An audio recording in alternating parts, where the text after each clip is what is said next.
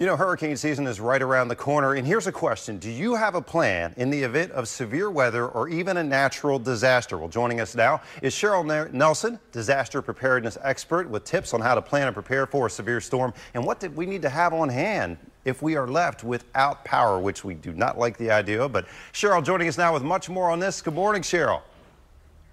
Good morning, Wyatt, and I have teamed up with Cummins to make sure that you and all of your viewers are prepared. Well, that's what we want to do. We want to prepare, Cheryl. And look, you and I have go blaze back a little bit, some different national weather conferences, so we know this is in your wheelhouse, to say the very least. So let's talk about this. I mean, what should people be thinking about now in terms of disaster preparedness?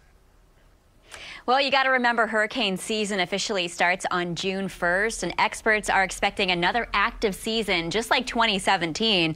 And I know all of us remember what happened last year. Think back to Hurricane Harvey, where 300,000 people were left without power. Hurricane Maria left 80% of Puerto Rico without power, and Hurricane Irma left 16 million people without power. So you really got to start thinking long term. One thing to do is ask yourself if you live in a flood zone. If so, make sure you invest in flood insurance. And remember, there is a 30-day wait period for that policy to take effect. Another thing to have is a source of backup power. I recommend the Cummins Quiet Connect Standby Generator series. What's great about this is there's no disruption to your life when you lose power. It hooks up directly to your house, to your natural gas line or propane tank, and it stays on for the duration of your power outage. And it ensures devices like sump pumps, air conditioning, and medical equipment will stay on and working. Now, Cummins has generators like this in hospitals, police and fire stations, and also at U.S. landmarks, and you can certainly get one for your residential home as well. It's a great idea. You know, that generator, we had a big derecho come through Baltimore a few years back. People were without power in the middle of the summer, the sweltering heat. When people go for that generator power, it's an investment, but they need to also think about the safety around that generator, correct?